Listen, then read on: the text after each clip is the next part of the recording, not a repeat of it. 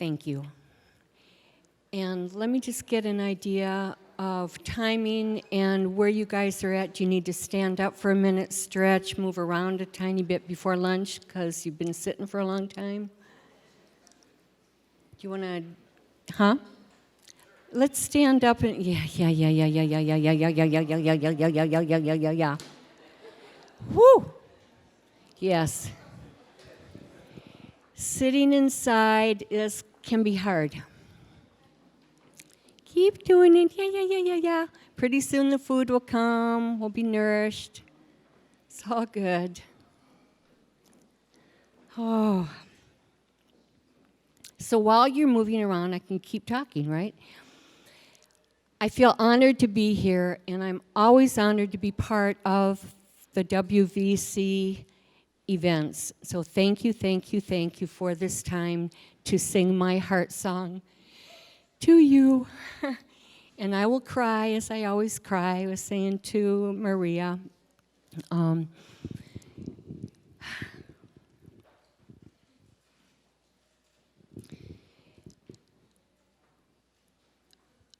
I titled what I was going to talk about as Plants as Solace for the Soul.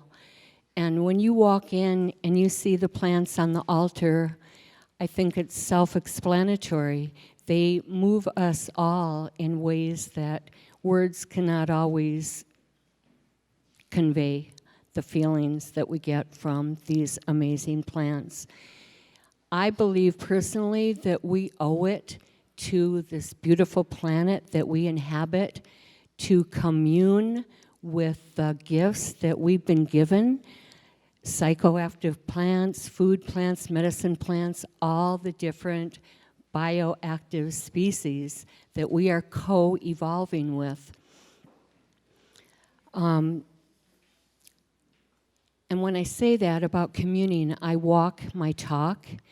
This week, I brewed San Pedro Cactus in preparation for being here. I wanted to, my intention was, what do I convey this weekend? How do I want to present myself and present the work that I do? And how can I help the community understand how important these species are? So I did I don't know how anybody works with San Pedro anymore. I'm in a different position in my life as a grandmother. But nobody was around for a couple of days, so I took, actually, I'm going to back it up. I went to visit an old friend. He called because he had huge stands of San Pedro that had fallen over in a windstorm. And he had gotten them from me maybe 30 years ago. And so I said, well, and they're beautiful, absolutely beautiful specimens, like 15 feet tall, really big diameter with flowers all over them, and they had fallen over. So I said, well, we're just gonna chop them all off and replant them later. And as I was leaving, he said, why don't you take a really nice big piece? So I chose a piece that had some flowers on the top, because what I know about plants is flowering is their highest form of being. They try to flower their whole lives, and then they do, and it's like, whoa, wampa wampa. And if you've ever seen a San Pedro in flower, you understand the beauty and the fragrance and the divine energy of those flowers. Okay, so I took a big hunk back, and I thought, well, this would be a really good time to cook it up and to sit with it and to prepare what I wanted to convey this weekend. So I do the old school way of cooking it for hours, doing a couple of water extractions, putting the extractions together, and simmering it down to about a half a cup for myself to consume. And I got my everything ready, and I poured it out at the end into a beautiful bowl, and I looked at the color. It was this amazing. It was this golden elixir that I was going to partake of. And when I first tasted it, it tasted sweet. And I was always told that when you drink San Pedro, you taste yourself, basically. And so I'm just saying, I really did taste the sweetness. It was amazing. My second and third and fourth swallows, they weren't so sweet, but I could taste it on the edge of the bowl. It was encouraging. So I had this beautiful botanical wash for hours where I just felt cleansed and cleaned and purified and nourished. And I looked out at the trees that were swaying around me, and I kept asking, what am I supposed to say? So after many hours, the message that I got was just 2 words, and it was, thank you. And I'm saying this now because since I've been here, people gravitate towards me to talk about plants and to tell me their experiences and to ask many questions. And I've already heard a number of people talk about unusual experiences with the plants and trying to find terminology for being able to communicate about them. And so I know it's up for a lot of people. Maya's presentation last night was awesome, and she spoke about deities in her garden and the fairies and the energy. And okay, so I'm taking that a step further because I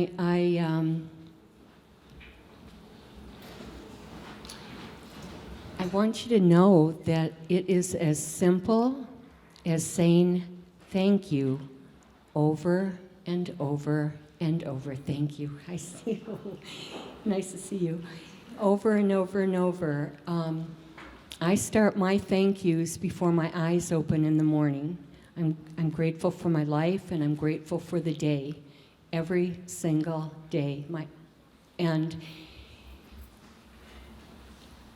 I'm in a place in my personal evolution, evolving with all these different life forms, where it's happening all the time for me. I don't really think about it so much anymore, but I know a lot of us are thinking about it, wondering, how do we connect?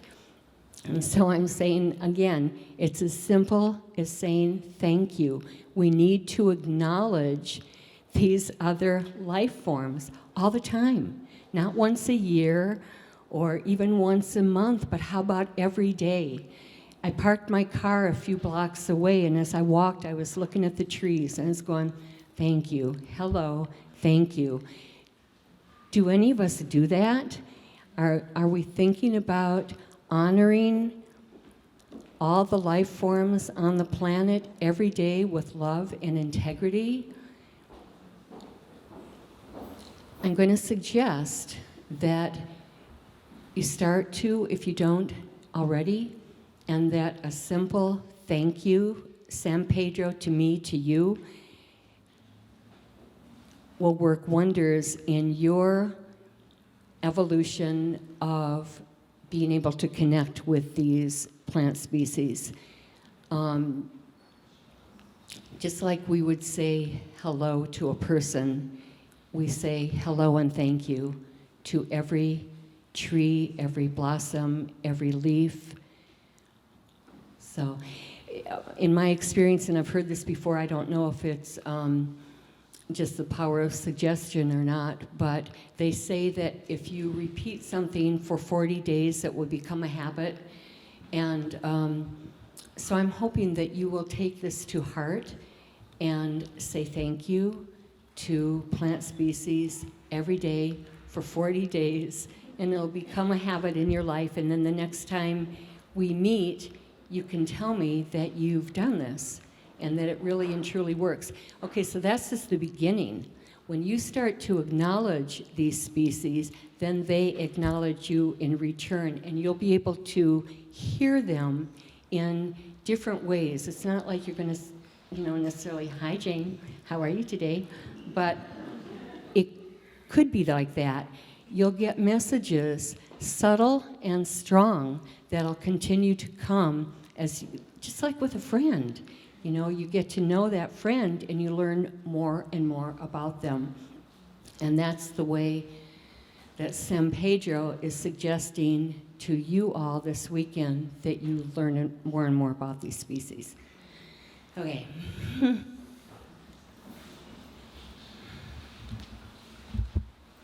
Right outside my door, well, okay, back it up again. My youngest son, Kanoa, about half a year ago, about 8 months ago, begged me to come and live with him and his daughters, he and his daughters. And they're my granddaughters that are 2 and 3 years old. And at first the thought frightened me. I was like, whoa, I don't think so. But then I started really thinking about it, and it's been a wonderful experience to be with them. Where am I going with this? So right outside my door, I have probably 100 different species of plants. This is outside of a garden or a greenhouse or anything, but right outside the door. And this is where my granddaughters come to play. They have their little trucks and their cars and their bikes and all this stuff there. And the biodiversity is so important. You know, there's this, we're talking more and more about the microbiome, which are the trillions of species of fungi and pathogens and microbes that live within and without us.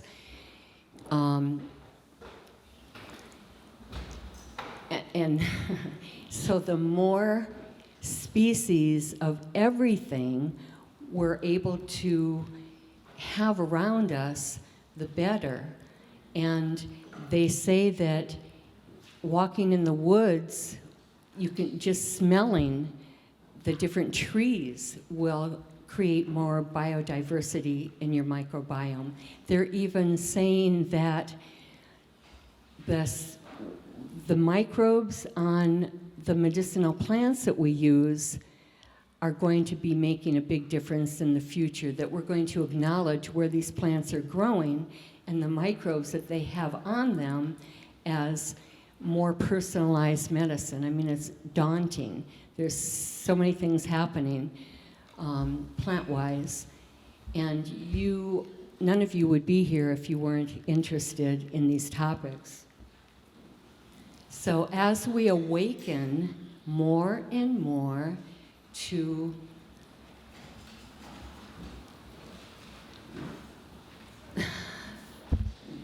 our evolving consciousness with all life forms, the more we're able to accept their gifts and gift them in return.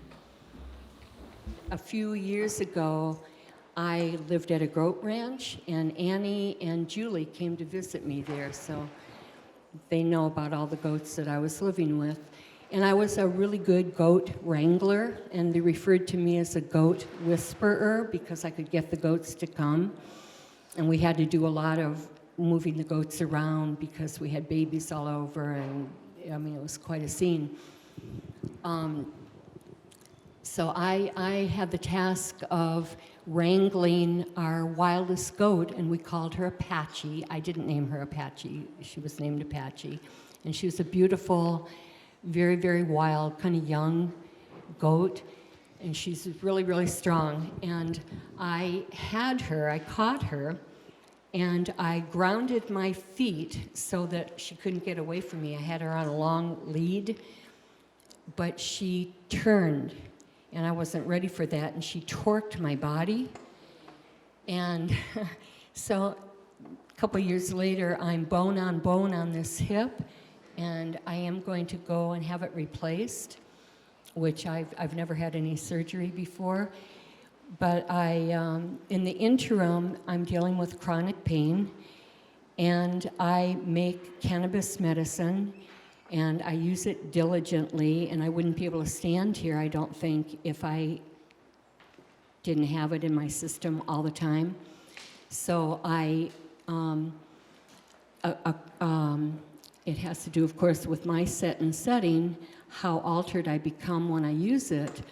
So I'm a little altered anyway, and I'm fine. And again, happy to be here, but I wouldn't be standing here without cannabis medicine, absolutely. Yeah. Huh.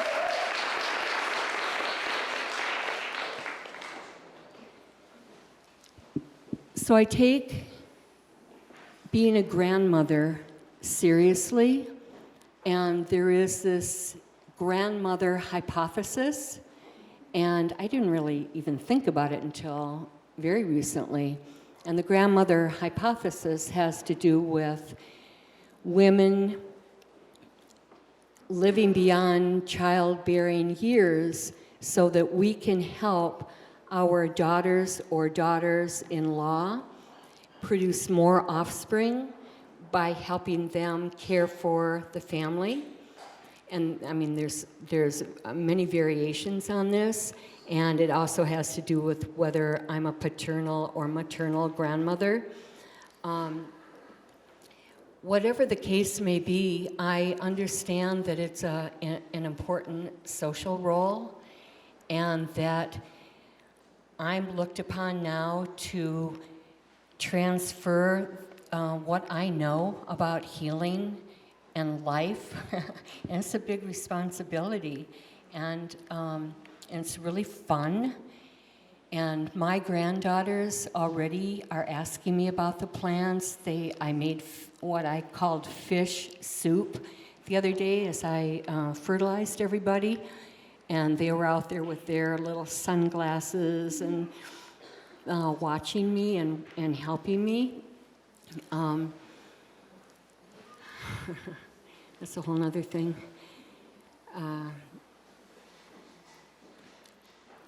So I'm responsible to pass on traditions. And when Sophia was talking, she mentioned her grandmother many times and ancestral wisdom and how important it has been in her life and helped her get going. And I want to say that I had my own grandmother, Pearl. She was the one that initiated me into healthy lifestyle and living. So the traditions keep going. And I see Emma has arrived. And you're still, okay. I'm going to pass, I'm all over the place, but this is how I usually do it. And I'm not going to apologize. The only thing I'm going to say I'm sorry for is that I have dirty pots. You know, I looked at them and I was aghast. They were all lit up last night. Well, oh my goodness. But whatever. I'm going to pass around. I'm going to kind of toss these. Maybe somebody come up and get a couple of these. Just pass these leaves around. I'm not going to talk very much more right now because we're going to do lunch. But I'm going to have another spot, and I want to talk about 4 plants in particular. This is Gotu-kola, and it's making a comeback. Gotu-kola is a plant that is mostly grown in Asia, and we offered it in our catalog many, many years ago. I put it into apple cider vinegar now. But Gotu-kola, if you open up one of you can eat them, please. I have a whole bunch more in the little cooler over there. But if you look at this plant and you think about the doctrine of signatures, you see the 2 lobes of the brain and the spinal cord. And this is super brain food. And it rejuvenates brain tissue, it helps heal connective tissue, and I'll talk about it more later, but I want you to try it if you can.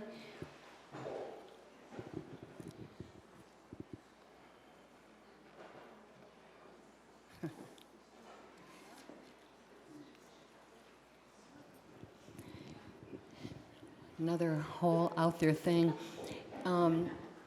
I want to say something about another gardener. Her name is Wendy Johnson, and you know Wendy Johnson?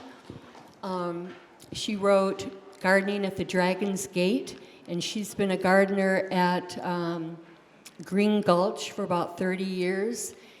And prior to that, she had gardened at Tassajara, up above Big Sur in the mountains. And Wendy has all these gardening principles in her book. And so if you want gardening inspiration, it's a beautiful, beautiful book to read. And it has drawings and lots of sage gardening advice. So her last, number 7 principle is generosity with the harvest. And she cites in the biblical book of Leviticus, one of the laws of Jewish life was not to cut the corners of the fields after the main harvest.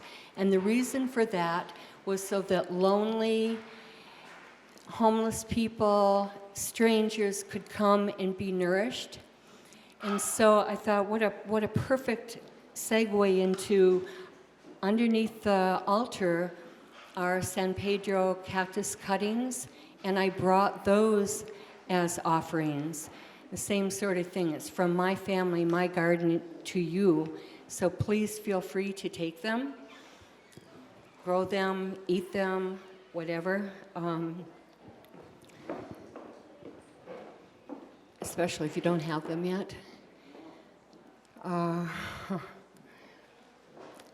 Do you want me to keep talking, or do you want to do the lunch thing and I'll pick it up later? Where are we at lunch time-wise? Okay. Then I want to tell you about 4 different plants that I think are super important right now today. And I mentioned a little bit about Goticola. And I have a few of them that I'd like to sell or trade or whatever this weekend. I also have some ashwagandha. And yes, you have one of the ashwagandha. I only brought a few of them. Ashwagandha, I've been listening to some interconnected, the interconnected series on the internet, and over, every expert on that series for 9 days or 7 days, whatever it was, concluded that ashwagandha is the best anti-anxiety medicine in the world, and it's really easy to get. You can grow it, or like up where I live in Sonoma County, we have the Sonoma County Herb Exchange, and they offer in the fall, they offer organic ashwagandha root from, I think, Peggy Schaefer, who lives in Petaluma and has huge gardens and greenhouses. You can take ashwagandha in tincture form. I take it every single day, and I think that's part of the reason I don't flip out all the time, which, I mean, makes sense, right? And so you can take it in tincture, you can make it in a tea at night. It's good for nourishing children that are debilitated, elders. It's really good for insomnia. It's really easy to grow. It's a beautiful plant in the Solanaceae family.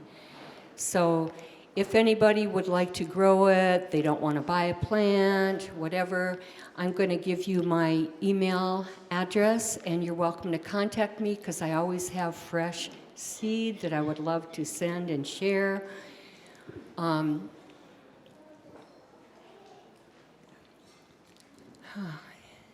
Another of the plants that I brought, no, I didn't bring, but I want to talk about a little bit is Tulsi, holy basil, queen of herbs, great anti-depression remedy, good for the respiratory system, the digestive system, the nervous system.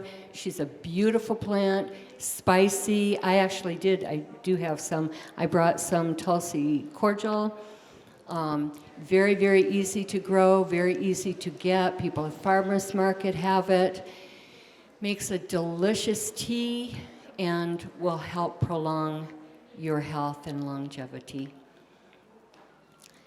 The other plant I wanted to mention briefly is Calamus, and that's this iris-looking plant. There are 2 species of Calamus. One comes from Asia, and one is a North American native. We actually have more growing in California of the Asian species than the North American native. For some reason, I'm not sure about that. I can tell the difference by the ribs on the leaves. So this is the true Acarus calamus, but the one from Asia. And it's used in Ayurvedic medicine a lot. And it literally refers to speaking. And they've even been using it with autistic people to help them to speak again, particularly children. I don't know in what form they use it, but it works, which is pretty phenomenal. It rejuvenates the brain, the nervous system. It helps with cerebral circulation. And then there's also a piece about it neutralizing what they used to call negative side effects with cannabis. And I brought it to, the cannabis workshop that we did with the WVC. And some people took some. I don't know did anybody here take some and try it? And okay. And what did you experience, though, when you say you love it? Do you mind? Nice. Can you repeat what she said? She said smooth and calm, and she loved it. So you can get calamus root. You can grow it, and I brought in a bunch more plants from my collection this morning. And I'll share them. And a lot of these plants can be divided. It's really easy to divide them. Please? Just to clarify, you're saying that the calamus helps with some of the potential anxiety that can come from using cannabis? Yes. Awesome. Yeah. And you can smoke it with the cannabis. Amazing. Uh-huh. Awesome. Thank you.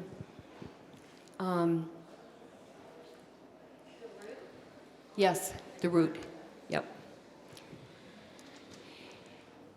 And then I wanted to say something about, okay, I'm done talking about these plants right now. I'm going to do it again a little bit later. But I wanted to say something. This evening we have Jennifer coming to talk about Calamus acatichichi and the dream work that she does, and she's going to lead a dream circle. And you're going to partake in Calamus acatichichi tea, apparently, and then come back in the morning and have time to powwow about it. We went in search of Calamus acatichichi many years ago, some part of Mexico. I don't recall where it was. And we brought it back, and we sold the seeds, and we sold the herb, and the plants are hard to grow. They're very fragile. But my experience with it was I just had to have the intention. I remember I never drank it as a tea. It's very, very bitter, but I have smoked it before. And the first time I rolled a, do you call, if you're doing, it's a joint? Or is it joint only cannabis? I don't know. Anyway, I rolled a thing with Calamus acatichichi, and I set it by my bed, and I was going to smoke it, but I fell asleep, and I didn't need to smoke it. I had the most incredible dreams. So it was just the part of partaking and maybe touching it did it. I don't know. Can you spell it for us? Calamus acatichichi, yes. Capital C-A-L-E-A. E-A, and then Zacatchichi is little Z-A-C-A,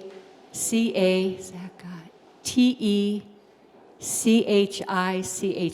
Zacatchichi.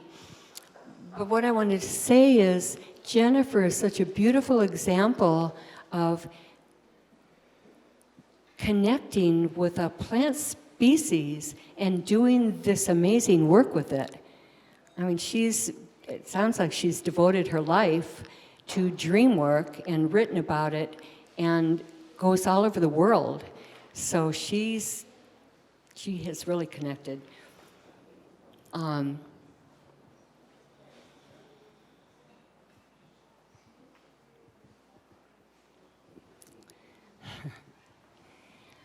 about if we pick this up later and have our lunch so we can move around and be nourished and talk to each other. And